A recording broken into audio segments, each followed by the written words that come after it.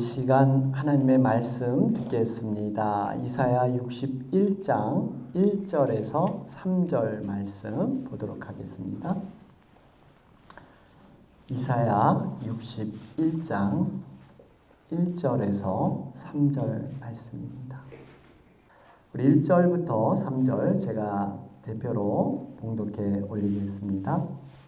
주 여호와의 영이 내게 내리셨으니 이는 여호와께서 내게 기름을 부으사 가난한 자에게 아름다운 소식을 전하게 하려 하심이라. 나를 보내사 마음이 상한 자를 고치며 포로된 자에게 자유를, 갇힌 자에게 노임을 선포하며 여호와의 은혜의 해와 우리 하나님의 보복의 날을 선포하여 모든 슬픈 자를 위로하되 무릇 시온에서 슬퍼하는 자에게 화관을 주어 그 죄를 대신하며 기쁨의 기름으로 그 슬픔을 대신하며 찬송의 옷으로 그 근심을 대신하시고 그들이 의의 나무 곧 여호와께서 심으신 그 영광을 나타낼 자라 일컬음을 받게 하려 하심이라. 아멘. 오늘 우리 강고 말씀드린 대로 성령 강림주일입니다. 여러분, 우리가 아는 기독교 절기에서 중요한 절기를 꼽으라 한다면 흔히들 성탄절 또 부활절 이 정도로 많이 생각할 것입니다. 그러나 그에 못지않게 중요한 절기가 바로 오늘 드리는 성령 강림주일입니다. 이유가 있습니다. 여러분, 교회는 어떻게 세워졌을까요? 이 땅에 성령님께서 오심으로 인해서 성령께서 친히 교회를 세워주셨습니다. 그렇기 때문에 어떻게 보면 이 땅의 모든 교회의 생일, 교회의 탄생일, 바로 이것이 성령 강림주일과 맞물려 있습니다.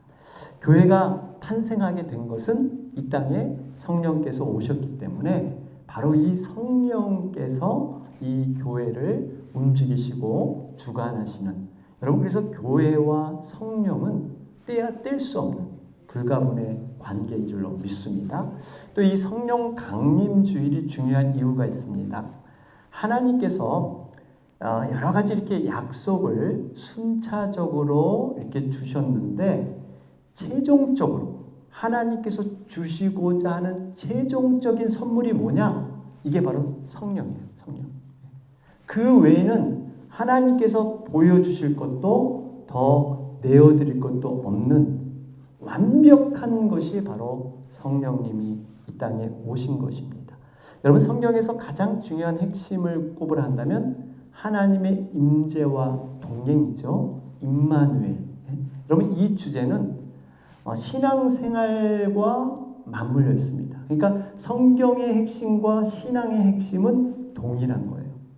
우리가 신앙생활을 하면서 가장 중요하고 끊임없이 기도하고 씨름하는 것 무엇입니까? 어떻게 우리가 하나님의 임재를 항상 깨닫고 또 그분과 동행하며 그분의 뜻에 우리가 어떻게 순종해서 하나님께 영광을 돌리는가? 여러분, 바로 이 과정이에요. 신앙생활은 다른 게 아니라 이것을 고민하면서 기도하면서 어떻게든지 이것을 이루고자 하는 과정. 여러분, 이것이 신앙생활이지 않겠습니까?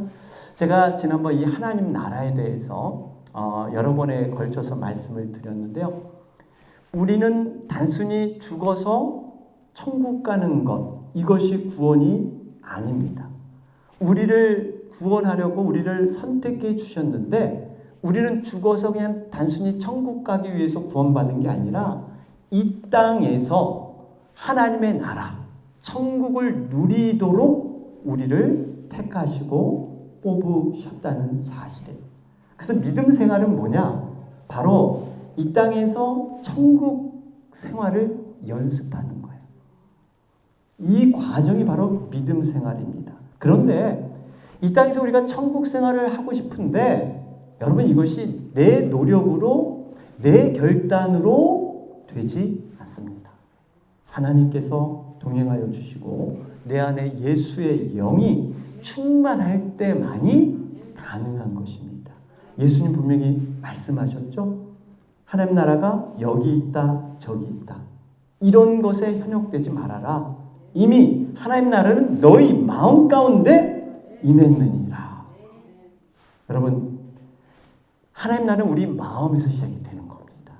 저는 찬송가, 참 많은 그 찬송가 중에서 가장 은혜 받는 찬송가 가사, 지난번에 한번 말씀드렸지만 438장이에요.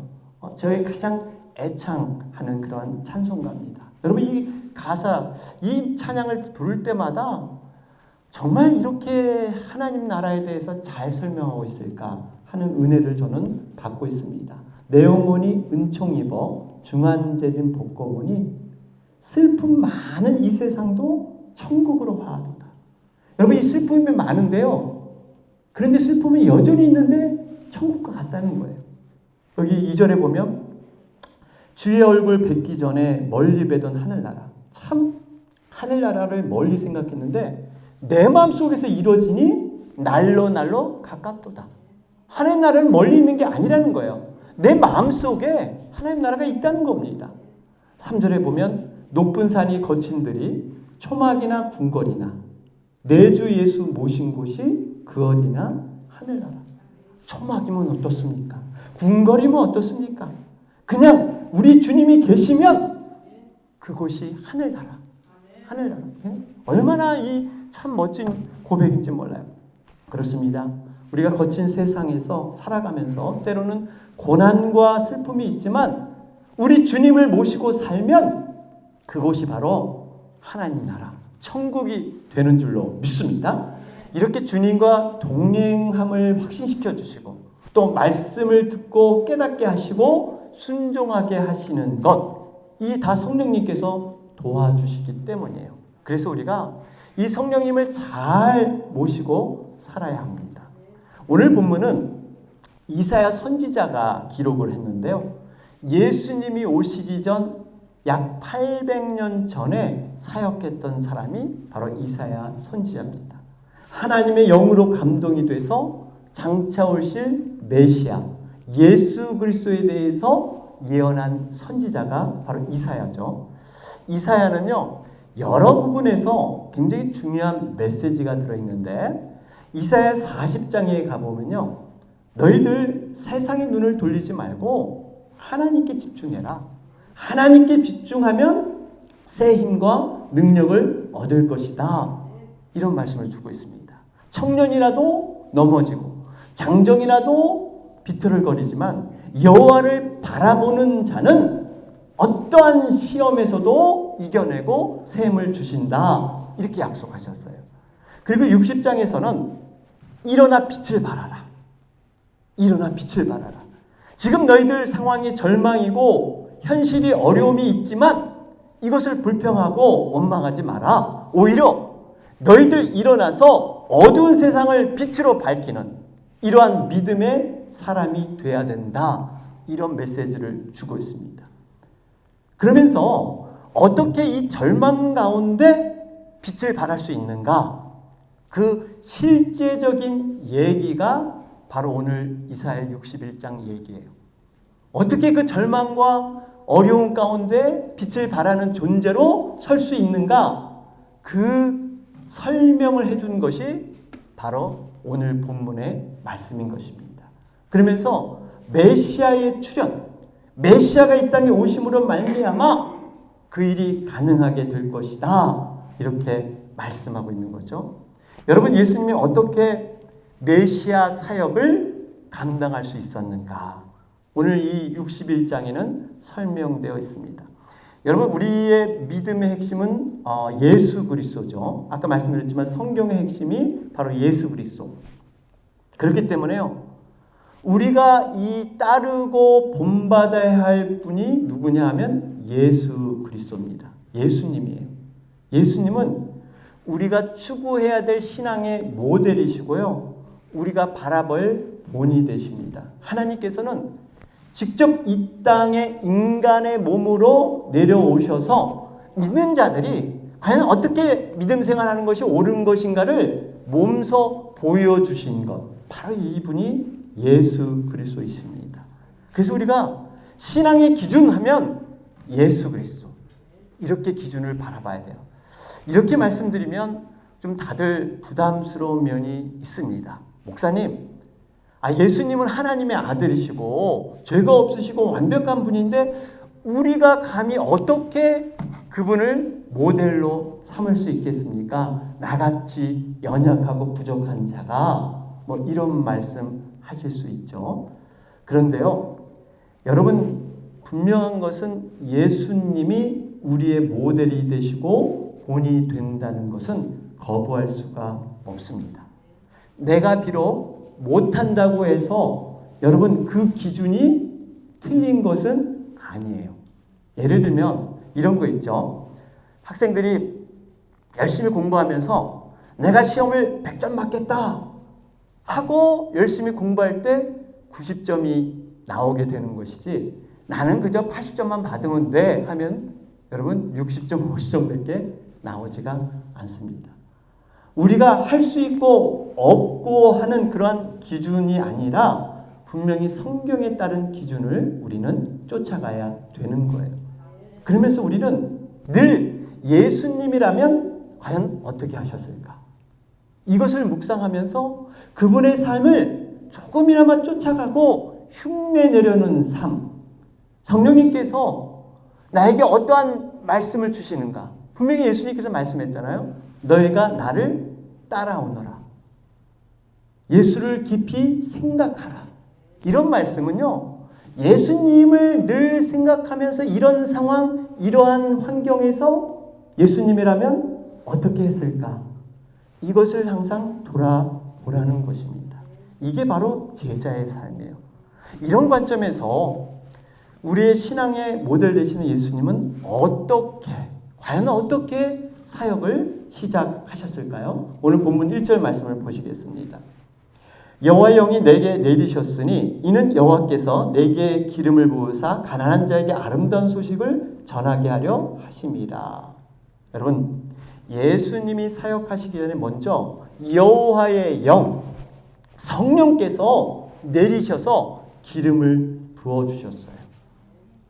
메시아 사역, 여러분 예수님이 혼자 자기 힘으로 하신 게 아니라 성령의 기름 부음을 통해서 그 힘과 능력으로 예수님이 그 일을 감당하시는 거예요. 예수님께서는 성령님과 늘 동행하기 원하셨습니다. 출생할 때도 성령으로 잉태하셨고요. 또 세례받을 때도 하늘문이 열리면서 성령의 비둘기같이 임했습니다. 늘 성령님과 함께 했어요. 공생의 사역을 시작할 때 성령의 기름이 부어지면서부터 새로운 공생의 사역이 시작이 됐죠. 그러면서 예수님의 생애가 세상에 알려지게 된 것은 예수님이 30살 나이에 성령 세례를 받은 그 이후부터 예수님이 세상에 알려지기 시작해요. 그때부터 기적을 일으키기 시작합니다. 누가복음 4장 14절 말씀 보실까요? 여기 보니까 예수께서 성령의 능력으로 갈릴리에 돌아가시니 그 소문이 사방에 퍼졌고 성령의 능력으로 갈릴리에 돌아가셨어요. 여러분, 예수님이 그 전에 뭐 하셨어요? 성령에 이끌려 마귀의 시험을 받으셨잖아요. 이 시험에 승리하시고 갈릴리로 돌아오셨는데 이때부터 성령의 충만함에 거하면서 성령의 기름 부음으로 사역을 시작하셨다는 겁니다. 이때부터 예수님께서 놀라운 기적을 나타내시죠. 오병이어의 기적, 바다가 잠잠해집니다. 귀신이 떠나갑니다. 앉은뱅이가 일어납니다. 눈먼 자가 눈을 뜨게 되는 역사들, 바로 성령께서 주시는 역사들이에요. 그렇습니다. 예수님께서 일으키신 초자연적인 기적들, 하나님의 영, 그 영으로 말미암아 이렇게 일을 하셨다는 겁니다. 여러분, 성령의 역사는 기름 부으심의 역사로 시작이 됩니다. 성령의 역사는 기름 부으심의 역사예요. 기름 부으심이 있으면 성령님께서 역사하시는 것이고 기름 부으심이 없으면 성령님께서 역사하지 않는 거예요. 어떤 분들은 혹시 이 기름 부으심이 뭔가 이것이 잘 이렇게 익숙해지지 않아서 생소하게 들릴 분도 계실지 모르겠습니다. 그런데요, 이 성령님에 대해서, 이 기름 부음에 대해서 단순히 우리가 어떤 말로만 다 설명할 수 있는, 머리의 지식으로만 이것을 다 표현할 수 없는 부분이 있습니다. 삶의 경험이 있어야 돼요. 성령의 체험이 있어야만 이해될 수 있는 부분이에요. 여러분, 방언도 어떤 말이나 지식으로 전부 방언에 대해 설명할 수가 없습니다. 극히 제한적인 일부만, 개념만 설명하는 것이지 몸소 체험해 봐야 합니다. 그래야만 이게 뭐다라는 것을 알 수가 있습니다. 여러분, 우리가 영적인 세계, 이러한 모든 세계는요, 말로 다 표현할 수가 없습니다. 하나님 나라 천국도 말로 다 표현할 수 없어요. 이것은 체험해야만. 여러분, 바라기는 정말 이 성령의 체험이 있기를 간절히 사모하시기 바랍니다. 사모하는 자에게 하나님께서는 분명하게 역사하십니다. 그러면서 여러분, 우리가 갖고 있는 이러한 인간의 상식, 이성, 인간의 노력, 이것이 인생에서 기적을 만들어내지 못합니다. 그보다 더 높은 단계, 영적인 세계, 여호와의 영, 이것이 놀라운 기적을 이루어낸다는 것입니다. 다시 말해서 하나님의 성령이 임할 때 여러분, 기적은 임한 줄로 믿습니다. 그래서 우리가 성령의 능력을 더욱더 사모하면서 그 놀라운 능력의 체험을 간절히 사모하면서 나가면서 성령을 누려야 합니다. 예수님께서도 제자들에게 너희들이 이제 마음의 열정만으로는 이 땅에서 살아서는 안 된다. 성령의 능력, 성령의 세례를 받아야 된다. 그래서 뭐라 그럽니까? 예루살렘을 떠나지 말고 이곳에 머무러라. 여러분, 제자들 입장에 봐서는 하루빨리라도 이 예루살렘을 벗어나고 싶어 했어요. 왜 그럴까요? 예루살렘은 실패의 장소였습니다. 자신들이 예수님을 죽기까지 쫓아가겠다. 다른 사람은 다 버려도 나만은 그렇지 않겠다. 큰 소리 쳤습니다. 그런데 막상 예수님이 잡혀가니까 예수님을 모른다고 하면서 예수님을 욕하면서 저주까지 했던 자기 자신. 여러분, 그 예루살렘을 볼 때마다 빨리 이곳을 떠나고 자기의 실패의 모습을 덮어보고 싶은 것. 이게 제자들의 솔직한 마음이었어요. 그런데 예수님은 그곳을 떠나지 말아라. 너희들이 이제는 경건의 모양으로만 살아서는 안 되고 경건의 능력을 너희들이 소유해야 된다. 제자들은요, 그냥 육적인 열정, 이러한 다짐, 각오, 이걸로 뭔가 해보려고 했어요. 경건의 능력이 없었습니다. 성령이 이끄는 그 힘, 이것이 없으니까 그들은 성공하고 싶고 그들은 따르고 싶었지만 되지 않았던 거예요. 예수님은 그걸 아셨어요.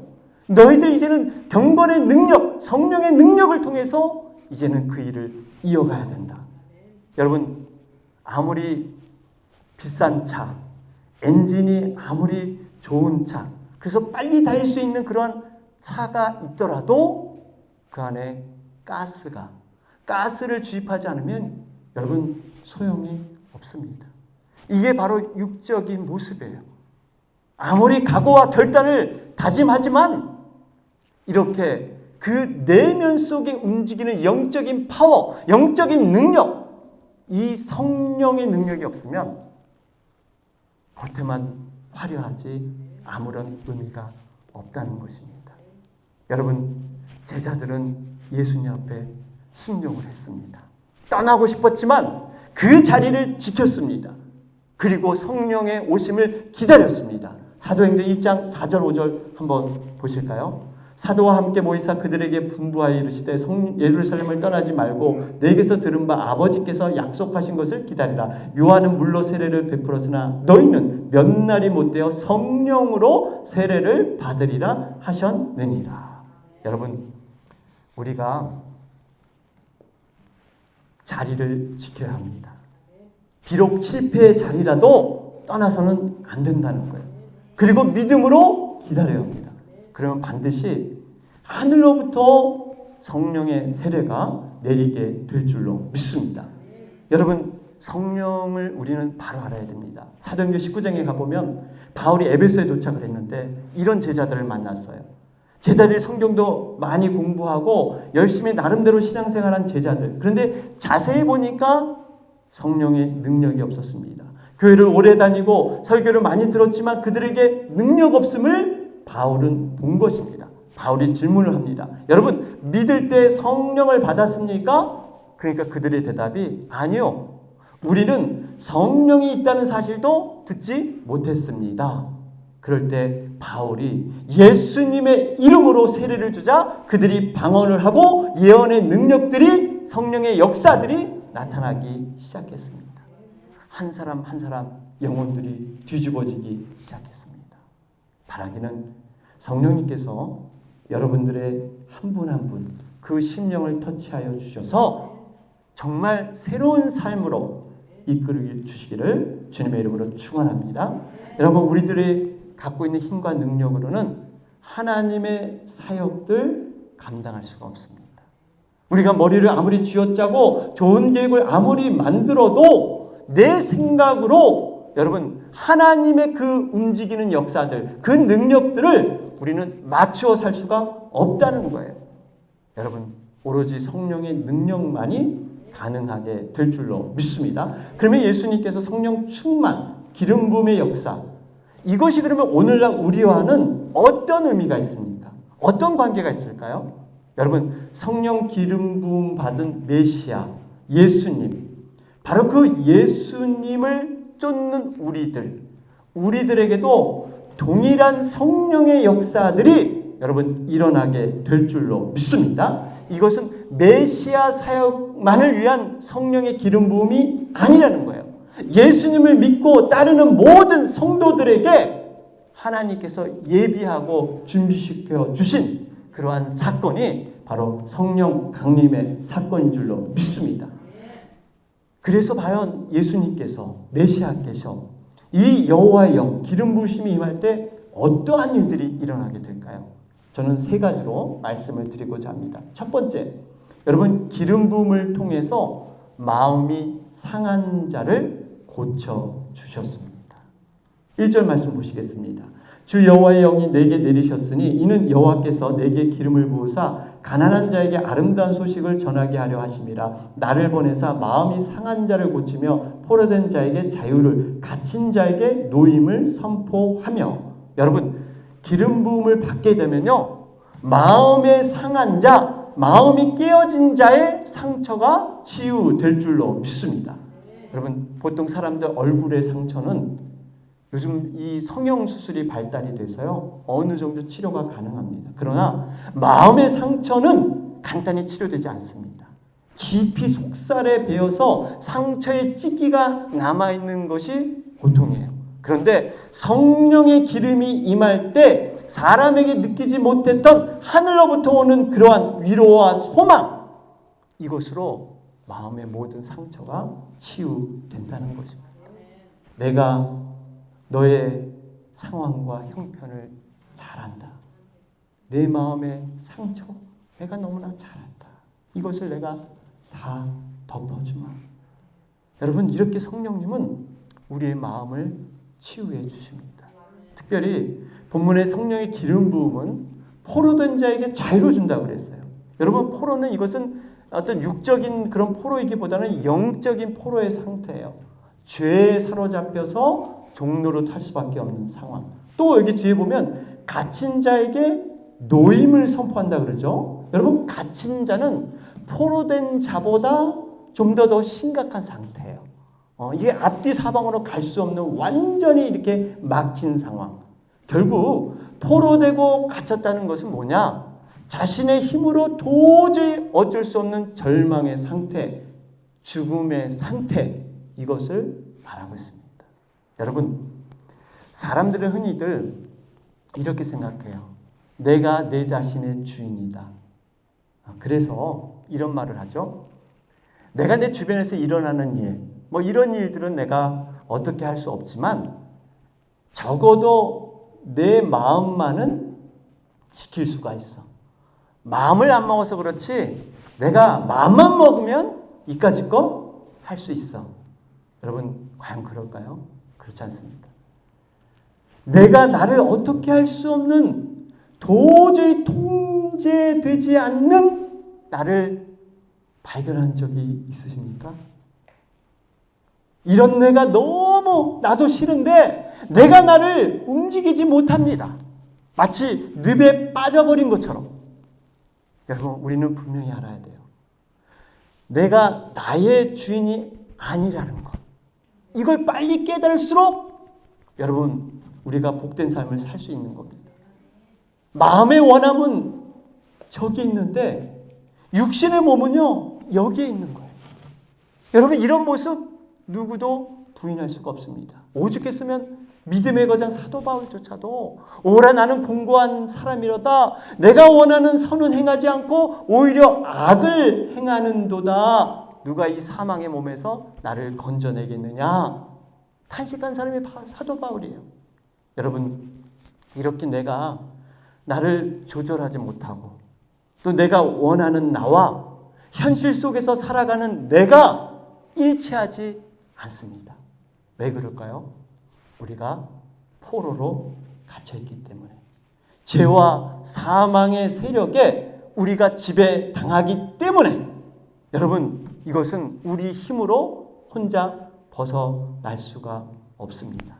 성령의 기름 부음, 성령의 도우심만으로 이 어둠의 세력에서 벗어날 줄로 믿습니다. 그렇기 때문에 우리가 성령님을 더욱 적극적으로 여러분 사모해야 될 줄로 믿습니다. 두 번째, 기름 부음을 통해서 진정한 자유와 회복이 일어나게 됩니다. 오늘 2절 말씀 보실까요? 여호와의 은혜의 해와 우리 하나님의 보복의 날을 선포하여 모든 슬픈 자를 위로하되. 여러분 여호와의 은혜의 해라는 건 희년을 말하고 있습니다. 희년이 뭔가 하면요 7년마다 이 안식년이 있습니다. 이 안식년이 7번이 지나면 7, 49, 49년이 되는데 그 7번 지난 그 다음에 50년째 되는 해를 희년이다 이렇게 말하고 있어요. 이 희년 때 뭘 하냐면요 이스라엘 땅에 사는 모든 주민들에게 자유를 선포합니다. 그동안 이 종살이하고 노예살이 했던 사람들 이제 자기 자신의 고향으로 돌아가고요. 이 땅도 원래 주인에게 이렇게 돌려주는. 그래서 영원한 노예도 없고 영원한 내 주인 되는 내가 가진 이 소유의 땅도 없는 이 의미는 뭐냐면요. 모든 소유는 사람의 것이 아니라는 거예요. 하나님의 소유다. 이걸 보여주고 있어요. 그냥 우리는 청직이에요. 잠시 하나님 주신 거 맡아서 관리해서 활용할 뿐이지 이게 내 것이다. 영원한 내가 주인이 아니라는 것을 보여주는 게 바로 희년입니다. 여러분 이런 희년, 이 자유가 선포되는 거예요.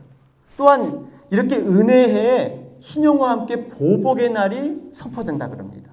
여러분 하나님께서는 악인에 대해서 반드시 심판하십니다. 보복하세요. 하나님의 이것이 공의의 속성입니다.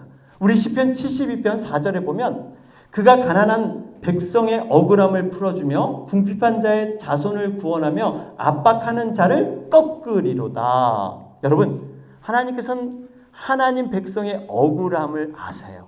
그리고 그 억울함을 풀어주길 원하셔서 원수된 자를 반드시 꺾으실 줄로 믿습니다. 이게 바로 최후의 심판의 모습이지 않겠습니까?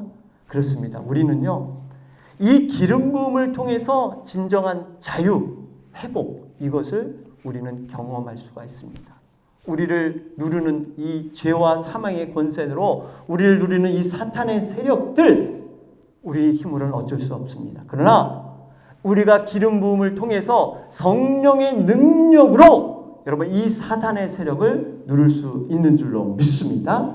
자, 마지막 세 번째로 성령 기름 부음을 통해서 주시는 은혜가 뭐냐면요 슬픈 자에게 기쁨과 찬송을 주신다고 합니다. 본문 3절을 보실까요? 무릇 시온에서 슬퍼하는 자에게 화관을 주어 그 죄를 대신하며 기쁨의 기름으로 그 슬픔을 대신하며 찬송의 옷으로 그 근심을 대신하시고 그들이 의의 나무 곧 여호와께서 심으신 그 영광을 나타낼 자라 일컬음을 받게 하려 하십니다. 여러분 여기 보면 본문에 자세히 보면 슬퍼하는 자인데 그냥 슬퍼하는 자가 아니에요. 어디에서 슬퍼해요? 시온에서. 그러니까 믿음 안에서 슬퍼하는 자들, 하나님의 자녀, 성도를 의미하고 있습니다. 그러면서 본문에는요, 굉장히 대조적인 단어들이 등장을 하죠. 본문을 자세히 보면 화관과 재, 기쁨의 기름과 슬픔, 또 찬송의 옷과 근심, 서로 이렇게 대조돼서 성경에 기록하고 있습니다. 그러면서 하나님은 이 가운데 성도들에게는 후자 대신에 전자, 이 좋은 것을 주실 것이다 말씀하고 있죠. 왜 이렇게 반대적인 이러한 뜻을 비교해서 설명하고 있을까요? 이유가 있습니다. 하나님께서는 슬퍼하는 자, 어려움에 처한 자, 그런 자들에게 찾아가셔서 역전시켜 주시는 그러한 의미가 들어있는 줄로 믿습니다. 성령의 기름 부음은 이렇게 다이나믹하게 두나미스, 폭발적입니다. 변화무쌍합니다. 어제까지는 슬픔과 절망이었는데 어느덧 내 마음속에 평안이 오고 하나님께서 환경을 바꿔주셔서 바로 하나님의 능력으로 새롭게 해주시는 거예요. 그러니까 이것이 얼마나 변화무쌍한지 이렇게 역전돼서 하나님은 일을 하신다는 거예요. 그렇기 때문에 우리가 두려움 속에 잠길 필요가 없습니다. 왜냐하면 성령님께서 언제 상황을 바꿔주실지 모르기 때문에, 역사하실 줄 모르기 때문에 우리가 두려움에 잠길 필요가 없다는 거예요. 우리가 슬픈 상황이 있더라도 시온에서 하나님 뜻 안에서 슬퍼한다면 그 슬픔이 반드시 기쁨과 찬송의 옷이 될 줄로 믿습니다. 바로 이것이 우리 믿는 하나님의 모습입니다. 그런데 한 가지 중요한 결론적인 말씀이 있어요. 왜 하나님께서는 성도들에게 죄와 슬픔과 근심을 벗겨내시고 화관과 기쁨의 기름과 찬송의 옷을 입혀주시는가? 분명한 이유와 목적이 있습니다. 오늘 본문 3절 후반절 한번 보실까요? 그들이 의의 나무 곧 여호와께서 심으신 그 영광을 나타낼 자라 일컬음을 받게 하려 하심이라. 바로 이 말씀이에요. 성령 기름 부음은 단순히 우리로만 기쁨을 누리게 하려는 것이 아니라는 겁니다. 무엇 때문입니까? 우리가 의의 나무로 심겨져서 열매를 통해서 하나님께 영광 돌리게 하기 위해서. 여러분, 그러기 위해서는요, 우리가 의의 나무가 돼야 됩니다. 좋은 나무가 돼야 돼요. 그래서 이 땅 가운데 의의 나무, 좋은 나무로 심겨져서 정말 아름다운 열매를 맺어서 하나님께 영광을 돌려야 된다는 것입니다. 마태복음 7장 17절 20절을 말씀하시죠. 이와 같이 좋은 나무마다 아름다운 열매를 맺고 못된 나무가 나쁜 열매를 맺나니 좋은 나무가 나쁜 열매를 맺을 수 없고 못된 나무가 아름다운 열매를 맺을 수 없느니라. 아름다운 열매를 맺지 아니하는 나무마다 찍혀 불에 던져지느니라. 여러분, 분명히 좋은 나무는 좋은 열매를, 나쁜 나무는 나쁜 열매를. 그런데 우리가 의의 나무로 심겨야 되는데, 좋은 나무로 심겨야 되는데 아름다운 열매를 맺지 못하면 찍혀 불에 던져지는, 하나님 앞에 버림받는 그러한 모습이다 우리에게 경고하고 있습니다. 사랑하는 여러분, 바라기는 성령 충만함을 사모하시기를 바랍니다. 성령님께서 일상적인 삶 가운데서 마음과 환경을 통해서 우리에게 말씀해 주십니다. 우리에게 뜻을 알려주십니다. 그때 거절하지 마시고 순종하시기 바랍니다. 성령님은 인격체이십니다. 우리가 그분을 어떻게 대하느냐에 따라서 그분은 우리 가운데 충만히 거하고, 우리가 그분을 박대하고 그분을 거절하게 되면 점점 성령은 우리에게 소멸되게 되어 있다는 사실이에요. 분명한 것은 여러분, 우리의 인생을 내가 스스로 경영하는 것보다 성령님께 맡기는 인생이 더욱 안전하고 복된 줄로 믿습니다. 내가 주인 되어 사는 것보다 성령님께서 내 인생의 주인이 되어 사시는 것이 인생이 더 행복하고 복되다는 사실이에요. 성령님의 그 임재와 동행 날마다 사모하시면서 그 성령님과 의논하시기 바랍니다.